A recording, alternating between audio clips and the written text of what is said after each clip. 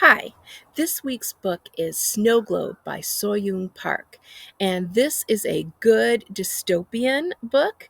Dystopian books are a version of science fiction, which takes place in the future, and there's some sort of there's been a massive change on Earth, and either it was some sort of climate change or disaster or war or whatever it is, and there's a whole new kind of controlling way government of some kind in the way people live. People live in a kind of repressed way, and usually eventually in the dystopia somebody, usually some sort of unlikely hero, decides to try to lead a rebellion. So that's kind of think Hunger Games. Okay, so this book Snowglobe is actually translated from it's a Korean author translated so into English, and it's actually a really good translation. Sometimes I find I struggle with books that are translated from other languages because sometimes the language gets, they don't get it quite right. This one's done very, very well. So that part was great. Um, I it's built, if you read the description on the book, it says Hunger Games meets Squid Game.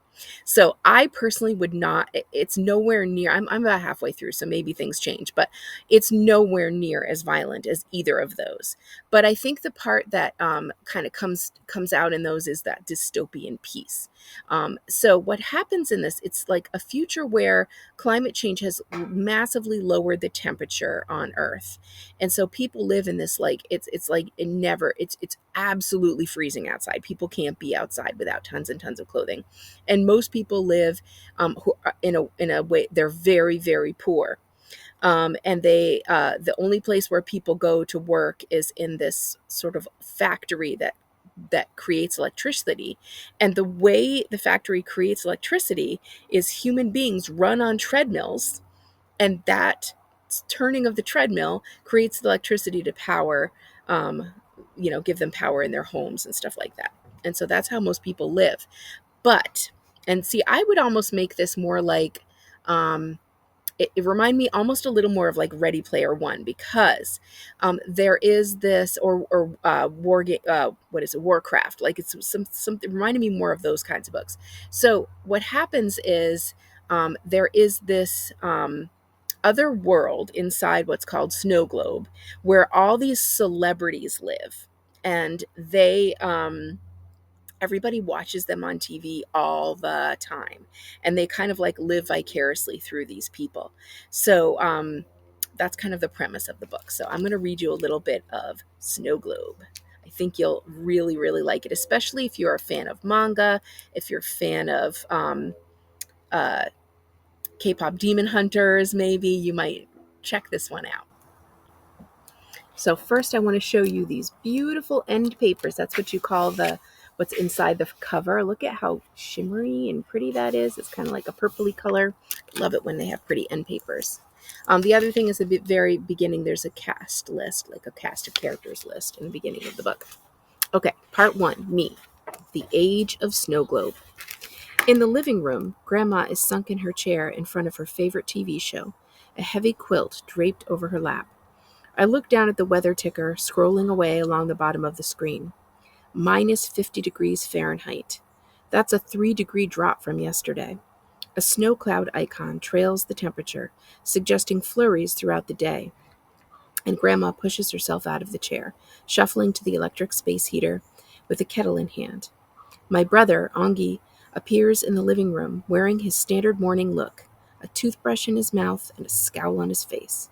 I wish I were still in school, he whines, because schools close and temperatures below minus 50 Fahrenheit. Just brush your teeth, please, I respond flatly, which comes out garbled as I'm still brushing mine, and turn back to the TV.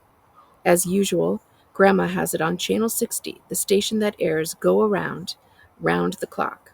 No, hear me out, Ongi persists, stepping in front of me and ratcheting up the grievance in his voice. I was 16 10 months ago when I was in school.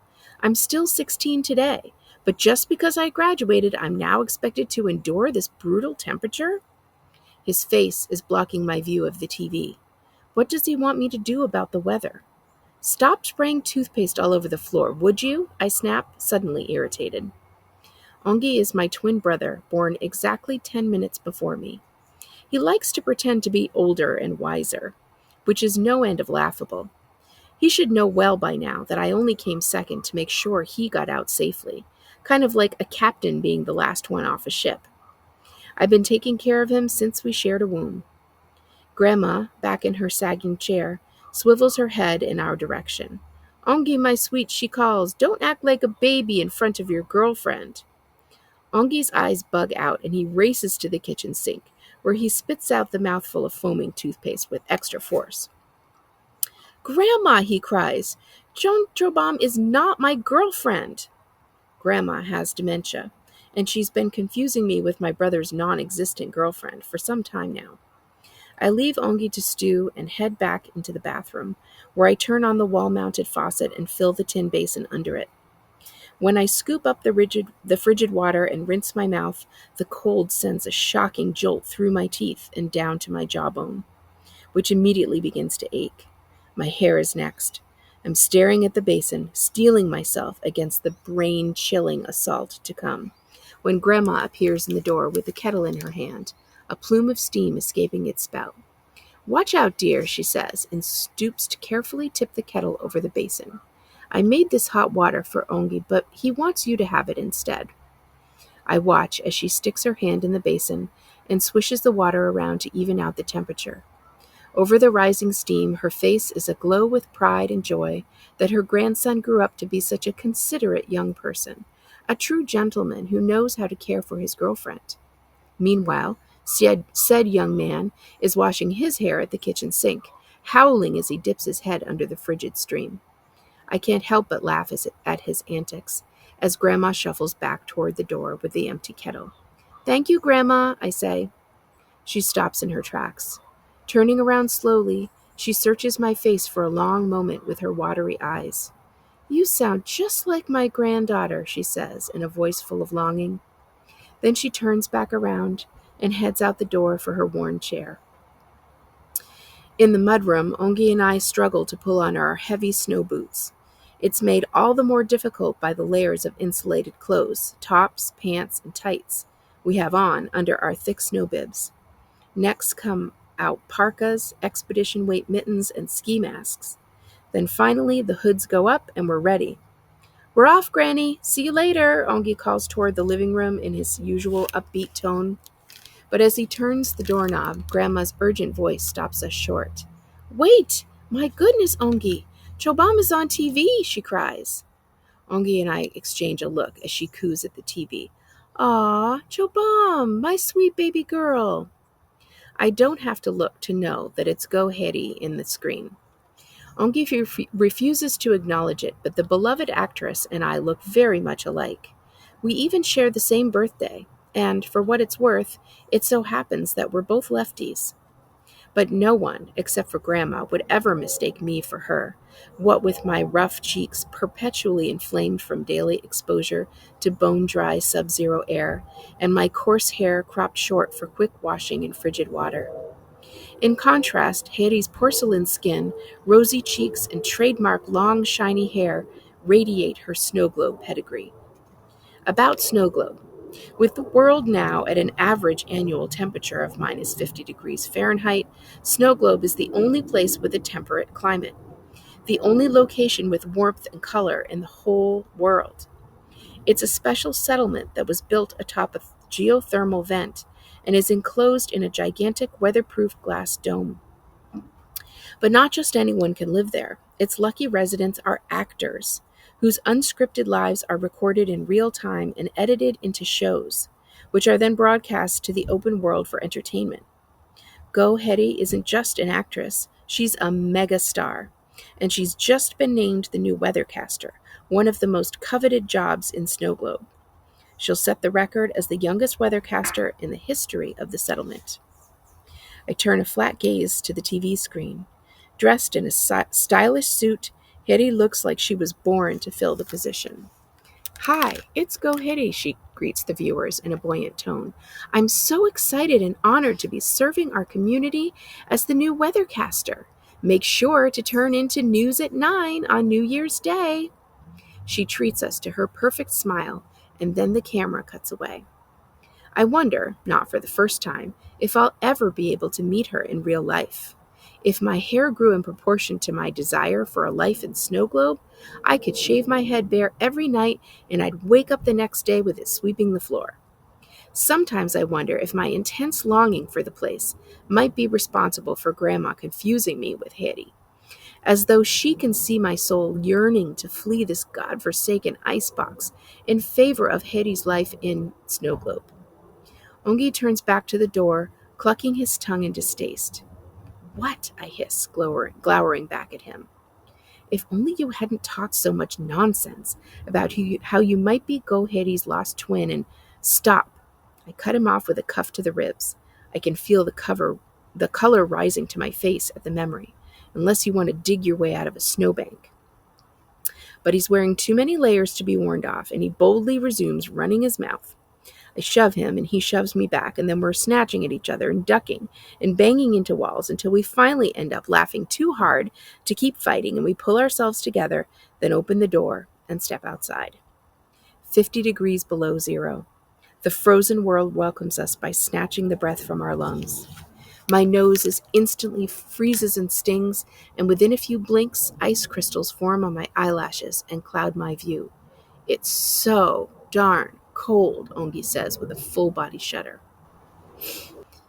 From age 6, my twin brother and I accompanied each other to school every day for 10 years. Since graduation in February, though, our daily commute has been to the power plant. I look up at the marbled sky, its gunmetal gray promising a second squall in 3 days. In the bleak world below, squat log cabins dot the white expanses between tall pines, their branches heavy with snow. Ongi and I start for the bus stop.